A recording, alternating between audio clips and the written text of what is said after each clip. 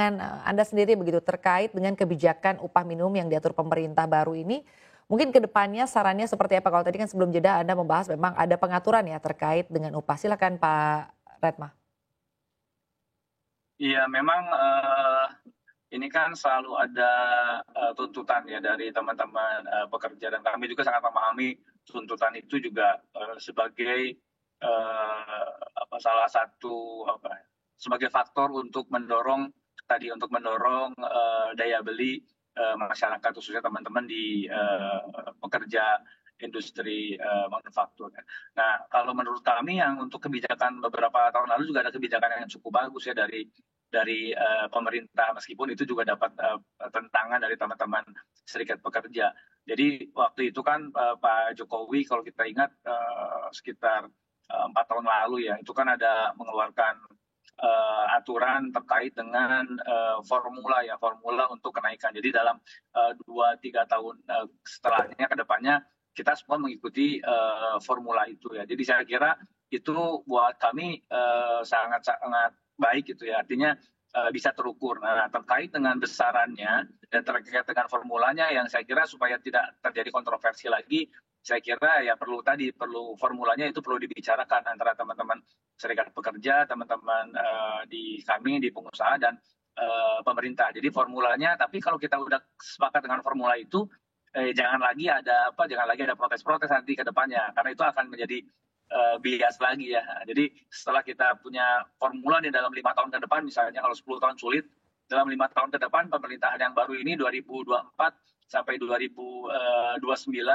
itu 2025 sampai 2030 misalkan, itu seperti apa formula kenaikannya gitu ya, berapa persen, apa aja faktor-faktornya. Tadi teman-teman serikat pekerja bicara ada 60 item gitu ya. Nah, itu juga bisa dimasukkan. Tapi setelah kita capai formula seperti itu, nah jangan berubah-berubah lagi, karena nanti hitungannya juga akan jadi kacau lagi buat kami gitu. Karena kami pun kan menghitung dengan mensinkronkan dengan target-target pemerintah misalnya, terus juga mensinkronkan dengan target-target ekspor, mensinkronkan dengan kondisi pasar ekspor maupun pasar domestik. Ya, jadi setelah ada formulanya untuk 5 tahun ke depan, saya kira kita harus sepakat terus tanpa ada perubahan-perubahan lagi seperti itu.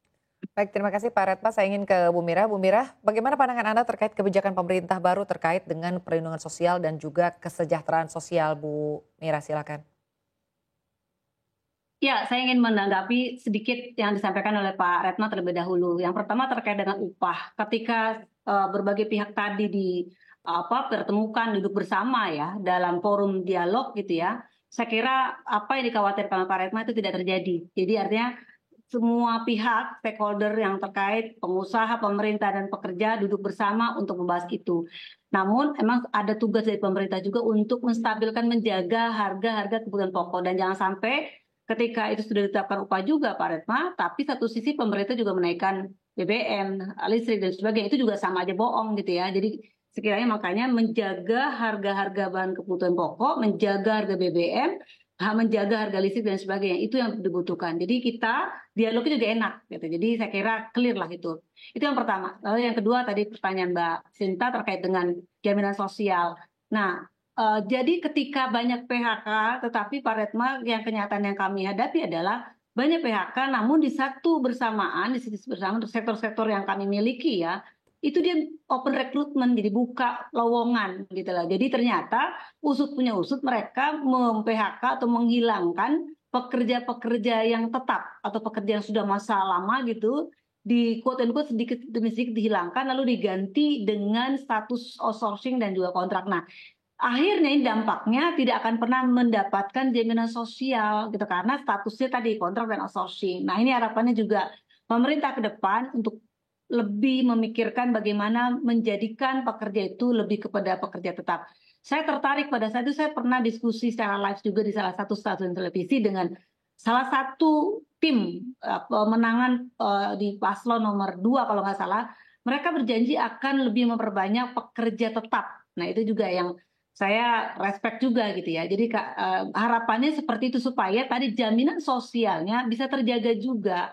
jaminan sosial kesehatan, jaminan hari tua itu kan lebih cenderung diberikan kepada pekerja-pekerja tetap. Nah, ini juga perlu dipikirkan oleh pemerintah yang akan datang.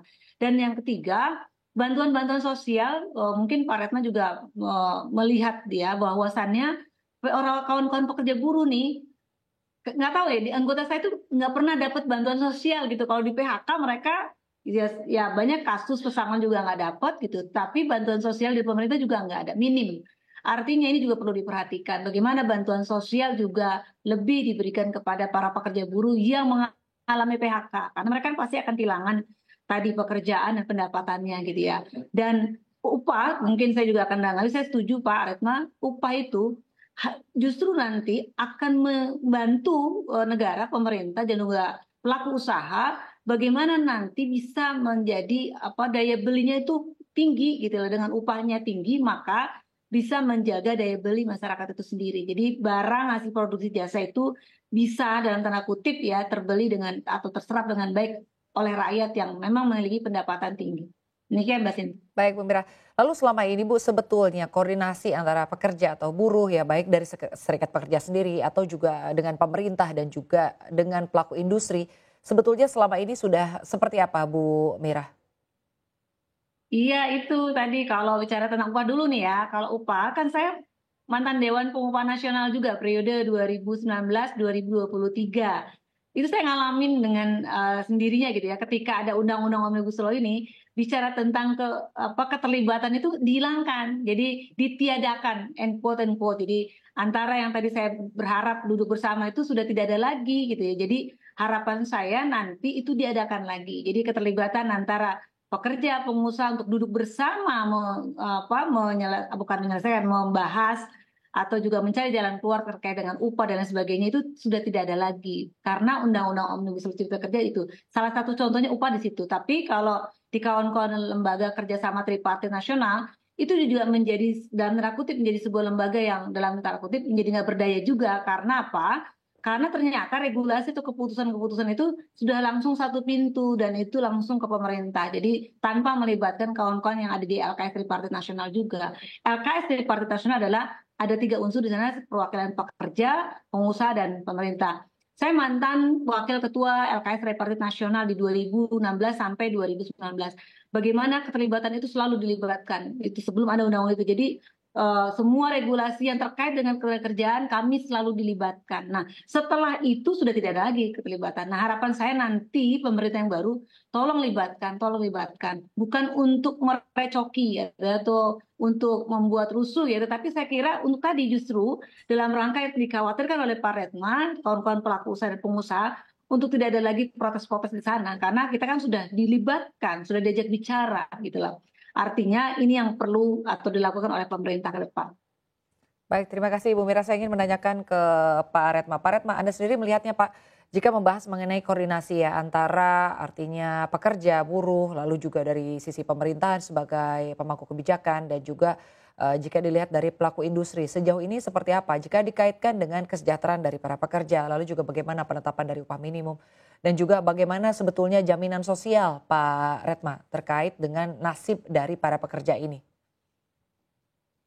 Iya, jadi memang kalau di sektor manufaktur itu kan itu terjadi yang disampaikan tadi Bu Mira gitu ya. Jadi ada beberapa perusahaan yang relokasi, tapi itu terjadi relokasinya saya kira untuk dalam 2 tahun terakhir ini relokasi pabrik udah di tekstil khususnya ya, itu udah sama sekali tidak ada gitu ya. Tapi memang kalau kita lihat 2 tahun ke belakang sebelum di 2020 ke belakang relokasi itu ada gitu ya. Tapi saya kira memang hal itu terjadi selain karena nyari upah buruh yang lebih rendah, relokasi ke Jawa Tengah misalkan kalau di garment. Beberapa perusahaan juga saya akui terjadi seperti yang tadi disampaikan. Jadi mereka berusaha untuk men-outsourcing atau buruhnya lebih banyak buruh kontrak itu. Karena memang tuntutan mereka untuk bertahan seperti itu. Artinya kalau mereka tetap banyak pekerja-pekerja tetap dengan sistem perburuhan atau sistem lembur misalkan atau lembur sistem pengupahan yang seperti pada waktu itu, mereka tidak bisa bertahan. Akhirnya harus kalau untuk bertahan ya tetap harus menjadikan mengubah dari sistem buruh tetap ke buruh kontrak atau buruh outsourcing. Dan itu terjadi juga di support atau didorong oleh kondisi supply demand, karena supply demand-nya sisi supply tenaga kerjanya sangat lebih besar dibanding sisi demand-nya. Jadi kalau selama itu supply-nya lebih besar daripada sisi demand dari tenaga kerja, tentu akan terjadi banyak masuk keluar pekerja gitu ya. Dan itu juga tadi sudah disampaikan, itu akan merugikan teman-teman pekerja karena dari sisi jaminan sosialnya juga kan jadi